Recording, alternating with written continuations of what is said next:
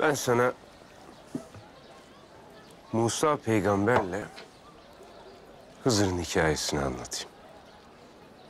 Sen ne sual edeceksen ondan sonra et. Hazreti Musa bir gün Allah'ın ilim bahşettiği biriyle karşılaşmış. O kişi Hızır'mış. Musa peygamber onunla yol yürümek ve ilminden faydalanmak ister.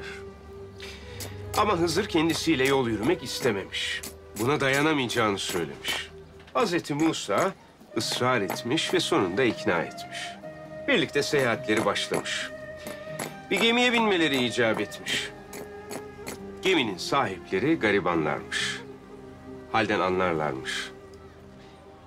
Bu iki yolcuyu kabul ederler. Gemi limana yaklaşacağı vakit Hızır gemiyi delmeye başlamış. Hazreti Musa çok şaşırmış. Kendilerine yardımcı olan, hallerinden anlayan ve kendilerine iyilik yapan bu garibanların gemisini niye deldiğini sormuş. Hızır Hazreti Musa'yı uyarmış. Ona sözünü hatırlatmış. Musa aleyhisselam da ilme ilişecek olmanın aşkıyla sözlerini geri alır. Kıyıya vardıklarında yola revan olurlar.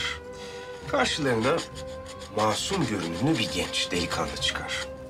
Hızır hiç beklemeden hançerini çıkardığı gibi canını almış. Hazreti Musa dehşete düşmüş. Nasıl böyle bir kötülüğü masum görünen bir insana sorgusuz sualsiz yaptığını sormuş. Hızır tekrar ona verdiği sözü hatırlatır. Musa peygamber zor da olsa sözlerini geri alıp özür diler.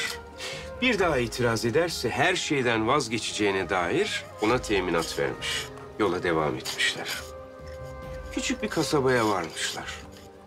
Karınları çok açmış. Bu kasabanın insanları merhametsiz insanlarmış. Hazreti Musa ve Hızır'a bir lokma ekmek vermemişler. Hızır ve Musa peygamber bu kasabadan aç bir ilaç ayrılmak üzereyken yıkılmaya yüz tutmuş bir virane görürler. Hızır derhal işe koyulup kollarını sıvayıp virane olan duvarı tamir etmiş. Hazreti Musa bu merhametsiz insanların kendilerine bir lokma bile vermedikleri diyarda bu iyiliği yapmasının sebebini sormuş.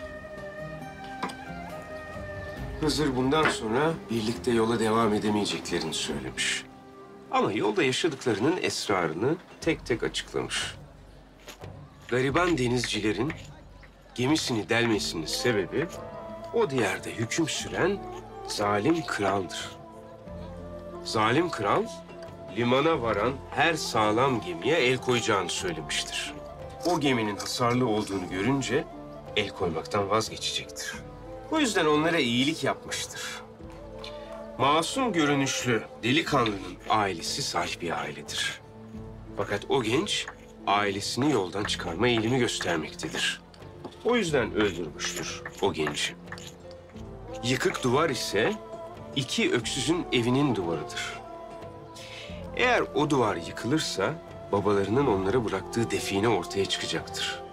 Ve merhametsiz ahali çocukların elinden bütün altınları alacaktır. O yüzden vakti erişinceye kadar duvarın muhkem durabilmesi için tamir etmiştir. Şimdi de bana Efkan. Atıf'a baksan Halife Hazretlerinin sadık veziri. Mervan'a baksan Hemedani tekkesinin mazlum dervişi. Bense uzak diyarlardan gelen bir yabani. Kılıcımı savurur, etrafı tarumar ederim. Hakikat midir peki bu? Haşa hacı haşa. Gariplerin elindeki avucundaki paymali olmasın diye gerekirse bu alemi pare pare ederim. Öksüzlerin hakkı çalınmasın diye sırtımda taş taşırım. Zulm baş kaldırmasın diye gerekirse kılıcımı çeker, kellesini uçururum. Ama her yaptığımın vardır bir sebebi. Bana güvenip yol yürüyecek misin Efkan? Bil ki bizim güzergahımız tehlikelidir. Seyahatimiz meşakkatlidir. Gemi küçük, derya dalgalı. Menzile ne zaman erişeceğimizse meçhuldür. Menzilimiz haktır diyorsan ben yoluna başımı koyarım hacı. Eyvallah.